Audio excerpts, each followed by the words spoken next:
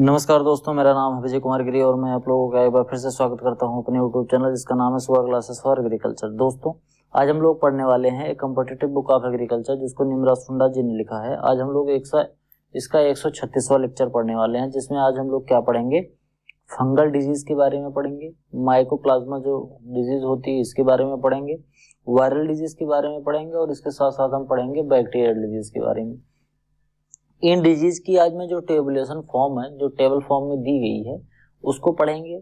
किस causal organism की वजह से होता है उसको पढ़ेंगे और इसका वेक्टर क्या होता है इसको पढ़ेंगे। बाकी आगे मैं डिटेल में इस जितनी भी डिजीज यहाँ मैं पढ़ा रहा हूँ बताऊंगा आज, इसको आगे चलकर मैं फिर डिटेल में बढ़ाऊंगा, लेकिन आज मैं केवल जो टेबुलेशन फॉर्म है उसको मैं आपको पढ़ाने वाला हूँ। तो चलिए शुरू करते हैं। उससे पहले मैं आप लोगों को बता दूं कि अगर आप लोग बीएससी एग्रीकल्चर कर रहे हैं और आप इस समय फर्स्ट सेमेस्टर में हैं तो आप ये जो 8 सब्जेक्ट हैं ये आप आराम से पढ़ रहे होंगे। अगर आप चाहते हैं कि ये 8 सब्जेक्ट आपको बिल्कुल अच्छे तरीके से पढ़ने को मिल जाए बिना कहीं इधर दौड़ भाग करे हुए, तो आप मात्र 500 रुपये पे करके इन 8 सब्जेक्ट की डिटेल स्टडी हमसे कर सकते हैं। क्या करना है, आपको 500 रुपये पे करना है इस क्यूआर कोड को स्कैन करके। इस क्यूआर कोड का स्कैन करके पे कीजिए और पेमेंट का जो स्क्रीनशॉट है वो हम तक भेजिए। भेजना कैसे है, टेलीग्राम पर जब आप जाएंगे तो टेलीग्राम पर आप जाके ये सर्च करिए @विजय कुमार गिरी 945।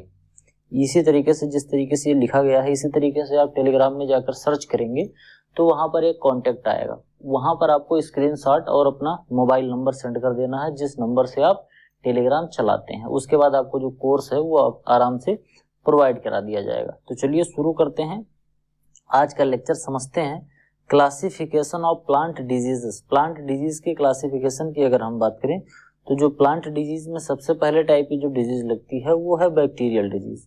बैक्टीरियल डिजीज अलग अलग तरीके से होती है। कितने बैक्टीरियल डिजीज हैं जो इम्पोर्टेंट है उनको मैं आपको बताने वाला हूँ। Phylum proteobacteria is the biggest phylum containing the gram negative bacteria. एक तो ग्राम नेगेटिव बैक्टीरिया होता है, एक ग्राम पॉजिटिव बैक्टीरिया होता है। ये आगे चल के मैं बताऊंगा कि ग्राम नेगेटिव बैक्टीरिया क्या होता है और ग्राम पॉजिटिव बैक्टीरिया क्या होता है। लेकिन फिलहाल आप ऐसे समझिए कि जो सिट्रस कैंकर होता है वो एक तरीके का बैक्टीरियल डिजीज है। यहाँ पर आपको जो लिस्ट दिखाई जा रही है, इस लिस्ट में जितने भी आपको डिजीज दिख रहे हैं वो सभी बैक्टीरियल डिजीज हैं। कई बार एग्जाम में पूछा जाता है कि citrus canker is a bacterial disease, fungal disease, yellow type disease, viral disease, किस तरीके की डिजीज है। तो इस तरीके का क्वेश्चन पूछा जाता है। तो आपको ये जानना काफी ज्यादा जरूरी है कि कौन सी डिजीज फंगल है, कौन सी डिजीज बैक्टीरियल है, कौन सी डिजीज माइकोप्लाज्मा वाली है, कौन सी डिजीज वायरल है। तो ये सभी चीजें जानना जरूरी है। इसी वजह से मैंने टेबल फॉर्म में आज इसको अरेंज करके आप लोगों को प्रोवाइड करा है। बात करते हैं सिट्रस। तो ये जो सिट्रस कैंकर है बैक्टीरियल डिजीज होती है। इस तरीके का सिम्टम देखने को मिलता है। जेंथोमोनास सिट्राई इसका जो कॉजल बैक्टीरिया है इस तरीके का होता है, जेंथोमोनास सिट्राई होता है। फिर उसके बाद बात करते हैं ब्लैक रॉट ऑफ क्रोसिफर्स। क्रोसिफर्स में जो ब्लैक रॉट लगता है, इस तरीके से जो ब्लैक रॉट का सिम्टम देखने को मिलता है वो होता है जेंथोमोनास कंपेस्ट्रिस। क्या होता है, जेंथोमोनास कंपेस्ट्रिस। इसके साथ साथ bacterial blight of rice. Rice में बैक्टीरियल ब्लाइट इस तरीके से लगता है।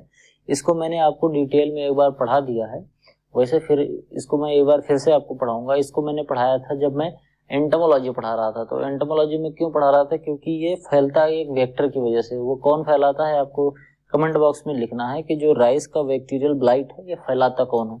फिलहाल मैं बताऊं इसका जो कॉजल बैक्टीरिया है किस बैक्टीरिया की वजह से होता है, तो जेंथोमोनास ओराइजी से होता है। और ये जो फैलाने वाला इसका वेक्टर है वो एक हॉपर है। वो कौन सा हॉपर है वो आपको कमेंट बॉक्स में बताना है। बात करते हैं एंगुलर लीफ स्पॉट या black arm of cotton. Xanthomonas malvacearum, Malvaceae family से बिलोंग करता है ये अपना जो कॉटन है, इस वजह से इसका नाम भी मालवेसियरम से पड़ गया है। Xanthomonas malvacearum is responsible bacteria for disease angular leaf spot disease और black arm of cotton disease in cotton. बात करते हैं greening disease of citrus. Citrus में जब ग्रीनिंग डिजीज हो जाती है तो इस तरीके के सिम्टम देखने को मिलते हैं। मतलब जो पत्तियां हैं वो हल्की हल्की पीली पड़ने लगती हैं और पत्तियों में बहुत इरेगुलर सी जो पीलापन होता है वो देखने को मिलता है। ग्रीनिंग में क्या होता है, ग्रीनिंग में ग्रीन कलर कम होने लगता है। जैसे नाम से पता चल रहा है कि ग्रीनिंग में नाम से तो ऐसा लग रहा है जैसे ग्रीनिंग में ज्यादा ग्रीन हो जाती हैं पत्ती, लेकिन ऐसा बिल्कुल नहीं है। ग्रीनिंग में ग्रीनिंग का जस्ट उल्टा होता है। जब ग्रीनिंग होने लगती है तो पत्तियां ग्रीन नहीं रह जाती, वो पीली पड़ने लगती हैं। ये होता किसकी वजह से है? ये होता है कैंडिडेटस लेबरोबैक्टर सिट्राई। क्या होता है? Candidates लेबरोबैक्टर citri. ये फैलता है, एक तरीके का पैसिलिड्स होता है जिसको बोलते हैं डायफोरेना सिट्राई। डायफोरेना सिट्राई इसका जो वेक्टर होता है, इसी की वजह से ये फैलता है। ये डायफोरेना सिट्राई जो होता है ये इस ग्रीनिंग डिजीज को फैलाता है। बोले तो ये जो बैक्टीरिया है, इस बैक्टीरिया को ये डायफोरेना जो सिट्राई है ये एक पौधे से दूसरे पौधे पर लेकर जाता है। वेक्टर का मतलब इधर से उधर ट्रांसफर करने वाला। बात करते हैं फायर ब्लाइट ऑफ एप्पल या पियर। एप्पल या पियर में जो फायर ब्लाइट होता है वो किसकी वजह से लगता है? वो लगता है एर्विनिया एमाइलोबोरा की वजह से। एक चीज मैं आप लोगों को बता दूं कि यहाँ मैं जितने भी साइंटिफिक नेम बता रहा हूँ, चाहे फिर वो वेक्टर के साइंटिफिक नेम हो या फिर वो कॉजल ऑर्गेनिज्म के साइंटिफिक नेम है, वो आपको जरूर याद कर लेना है, क्योंकि यहाँ पर जो कुछ इंपॉर्टेंट डिजीजेस हैं उन्हीं का टेबुलेशन फॉर्म दिया गया है। तो ये लेक्चर भले ही छोटा होने वाला है लेकिन इंपॉर्टेंट बहुत होने वाला है, तो इस वजह से इन चीजों को बहुत अच्छे से याद करिएगा। बात करते हैं scab disease of potato. Potato में जो स्केप डिजीज लगती है वो किसकी वजह से लगती है? उसका जो कॉजल ऑर्गेनिज्म है वो है स्ट्रेप्टोमाइसिस स्केबिस। क्या होता है? स्ट्रेप्टोमाइसिस स्केबिस इसका बैक्टीरिया होता है जिसको बोलते हैं स्केप डिजीज ऑफ पोटैटो। ये भी एक बैक्टीरियल डिजीज होती है। Red stripe of sugarcane. Red stripe of sugarcane Pseudomonas rubrilineans. क्या होता है? रूब्रेनस। ये क्या होता है? Red stripe of sugarcane. Sugarcane में लाल लाल स्ट्रिप बन जाती है, जो शुगर कैन के जो नोट्स इंटर नोट्स होते हैं उसमें। बात करते हैं ratoon stunting disease of sugarcane. इसमें क्या होता है? शुगर कैन में कई बार आप लोगों ने देखा होगा कि कोई कोई गन्ने के पौधे होते हैं उनकी हाइट नहीं बढ़ती है। उसमें जो नोड्स होते हैं और इंटर नोड होते हैं उनकी हाइट बहुत छोटी छोटी सी होती है, और नोड जो हमको स्टेम दिख रहा होता है उस स्टेम में बहुत ऊपर तक जड़ निकल जाती है। तो वो भी एक तरीके की प्रॉब्लम होती है। रटून स्टंटिंग डिजीज इसी तरीके से होता है। और इसके साथ साथ आप लोगों ने देखा होगा कि जब इस तरीके की डिजीज लगती है तो जो गन्ना होता है वो खेत में खड़ा रहता है, लेकिन उसमें जो उसकी आंखें होती हैं उन सभी आंखों में से स्प्राउट निकल जाता है। तो ये प्रॉब्लम किसकी वजह से होती है? एक बैक्टीरिया होता है और इस बैक्टीरिया का नाम होता है कैल्वीबैक्टर एक्सिली। क्या होता है? कैल्वीबैक्टर एक्सिली जो होता है वो ratoon stunting disease of sugarcane produce करता है। ये फैलता किसकी वजह से? मैकेनिकल ट्रांसमिशन की वजह से। कहने का मतलब जो हम खेत में निकाई गुड़ाई सिंचाई ये सब जो चीजें करते रहते हैं इनकी वजह से एक जगह से दूसरी जगह पर ये फैलने का खतरा होता है। बात करते हैं yellow wine of cucurbits. Cucurbits में जो येलो वाइन जो होता है ये एक बैक्टीरिया की वजह से होता है। ध्यान से समझना, ये जो येलो वाइन मोजेक वायरस है जो कि एक उस ओकरा में लगता है, तो उस तरीके से नहीं कंफ्यूज होना कि तो वायरस से लगता है तो ये भी वायरस से होगा। ये येलो वाइन ऑफ जो कुकुरबिट्स है ये एक बैक्टीरियल डिजीज है। ये होता है सिरेटिना मार्सेंसिस। क्या होता है? सिरेटिना मार्सेंसिस। ये किसकी वजह से होता है? तो सॉरी मार्सेंस। ये होता है स्क्वैश बग या फिर अनासा ट्रिटिस की वजह से। इन दोनों वेक्टर की वजह से ये आपकी जो येलो वाइन ऑफ सिट्रस है ये फैलता है। बात करते हैं कॉर्न स्टंट। कॉर्न स्टंट जो है वो होता है स्ट्रियोप्लाज्मा कुनकेली। क्या होता है? स्ट्रियोप्लाज्मा कुनकेली। ये होता है डलबलस मैडिस। क्या होता है? डलबलस मैडिस की वजह से ये फैलता है। बात करते हैं माइकोप्लाज्मा या फिर फाइटोप्लाज्मा डिजीज। ये कुछ एमेलो टाइप के ऑर्गेनिज्म होते हैं, माइकोप्लाज्मा लाइक ऑर्गेनिज्म। ये माइकोप्लाज्मा लाइक ऑर्गेनिज्म क्या होता है मैं आगे बढ़ाऊंगा, लेकिन फिलहाल आप ऐसे समझो कि माइकोप्लाज्मा या फिर फाइटोप्लाज्मा से होने वाले कौन कौन से डिजीज हैं, जिसमें सबसे पहला आता है येलो ड्वार्फ डिजीज जो कि राइस में लगता है।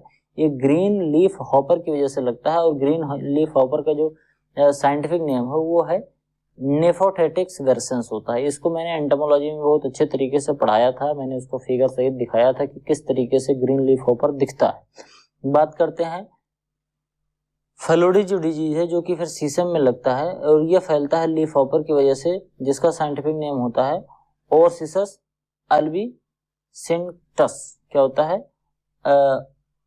ओरोसिसस अल्बिसिंटस, ये सीसम में लगता है। ये इस डिजीज का नाम होता है फेलोडी डिजीज। लिटिल लीफ होता है, ये ब्रिंजल में लगता है, ये भी एक लीफ हॉपर की वजह से लगता है, जिसका नाम होता है सिस्टिसस फाइसिटिस। बात करते हैं ग्रासी सूट की। ग्रासी सूट किसकी वजह से फैलता है? ये शुगर कैन ग्रासी सूट जो होता है ये शुगर कैन में फैलता है। ग्रासी सूट मैंने बताया था जो जड़ ढेर सारी निकल जाती है और रटोनिंग दोनों होने लगती है ना, तो दोनों तरीके के जो सिम्टम होते हैं ये फिर एफिड से फैलता है। बात करते हैं पर्पल टॉप रोल, ये फिर पोटैटो में होता है जो कि एक लीफ हॉपर की वजह से ये भी फैलता है। फिर बात करते हैं scandal spike disease. Scandal spike disease जो होती है वो सैंडल में होता है। सैंडल बोले तो जिसको हम चंदन का पेड़ बोलते हैं, इसमें होता है और ये लीफ हॉपर की वजह से ये फैलता है। जेसस इंडिसस जो है इस लीफ हॉपर का नाम है, जो कि चंदन के पेड़ में स्पाइक डिजीज फैलाता है। सैंडल स्पाइक डिजीज जिसको हम लोग कहते हैं। इसके बाद हम बात करते हैं वायरल डिजीजेस। प्लांट्स कुछ ऐसे होते हैं जिनके अंदर वायरस डिजीज फैलती है। उस वायरल डिजीज के वेक्टर्स क्या हैं और कौन कौन से प्लांट में क्या क्या लगता है। जैसे वीट में लगता है स्टिक मोजेक जो लगता है, इसका जो वेक्टर होता है वो इरियोफिड माइट होता है। इसके साथ साथ जो मेज है, मेज में जो मोजेक लगता है उसका नाम होता है सोरघम बग, जिसको हम बोलते हैं पेरिग्रेनस मैडिस जो होता है वो मेज के जो पौधे होते हैं उसमें मोजेक जो वायरल डिजीज है इसको फैलाने का काम करता है। राइस में टुंगरू डिजीज जो लगता है वो ग्रीन लीफ हॉपर की वजह से लगता है।